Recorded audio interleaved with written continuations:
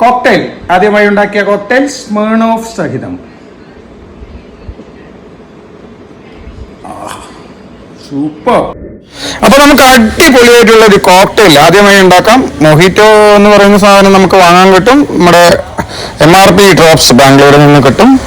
അപ്പോൾ ഇത് മൊഹിറ്റോയുടെ ടേസ്റ്റ് ആണ്. അപ്പോൾ അത് നമ്മൾ 45 ml ഒരു ബോട്ടിലേക്ക് ഒഴിച്ച് അത് നമ്മളൊരു ഗ്ലാസ്സിലേക്ക് മാറ്റുന്നു. സ്പൂൺ മിലിറ്ററി സാധനമാണ്.